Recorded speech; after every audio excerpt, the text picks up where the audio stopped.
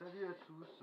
Bon, comme j'ai vu certaines questions sur des posts récents concernant le contrôle de court-circuit ou autre sur nos frames, petit moyen de contrôle, donc il faut être équipé quand même d'un multimètre. Communément appelé Matrix par exemple, mais c'est une marque, comme Frigo, Frigidaire. Voilà, on se met en position au mètre. Donc par défaut, le mien est en contrôle de continuité. Donc si c'est en commun les touches, c'est un court-circuit. La première des vérifications à faire avant de brancher une lipo sur un montage neuf, c'est de se mettre sur la prise de la lipo, sur le quad.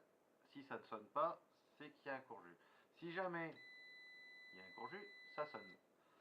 Alors, pour comprendre pourquoi il y a un court-jus et où il se situe, il va falloir après déterminer si c'est un ESC ou un autre. Sur une carte qui n'est pas branchée, mais ce sera pareil sur une carte branchée, si je me mets sur le moins de la batterie, tous les moins de la carte vont être en commun, même ceux du VTX par exemple, ou de la cam, puisque là je suis sur un circuit avec un OSD.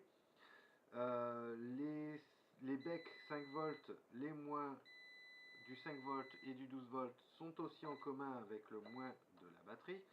Donc tous les moins sont en commun. Voilà.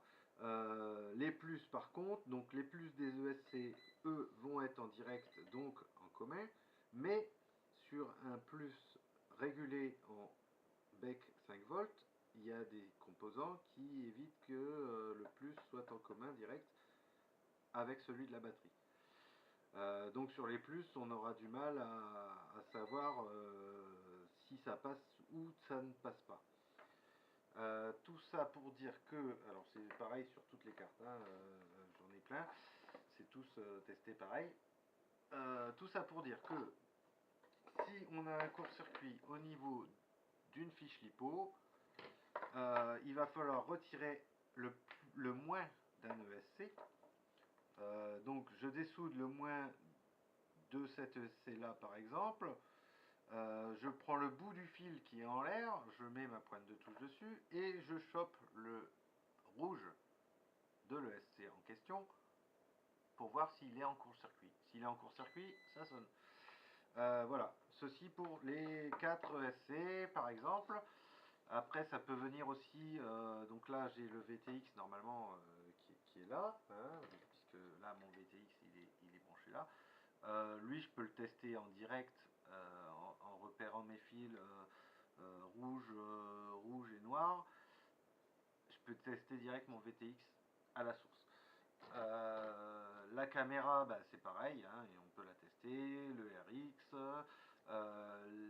c'est pareil pour la carte de vol. Alors la carte de vol, on va trouver aussi des plus et des moins, les moins seront toujours en commun, les plus seront parfois différenciés. Voilà, bon, je ne sais pas si ça va servir ou pas, en tout cas, j'aurais essayé de le faire. Ça, c'est bon, celui-là il est performant, c'est un truc un peu de pro, mais on trouve des appareils à 10-15 euros chez Brico Dépôt, Leroy Merlin, Castorama, Electro-Dépôt et compagnie. Les symboles sont toujours les mêmes, voltmètre, ohmmètre, donc pour vérifier les continuités, ça c'est pour vérifier juste les tensions.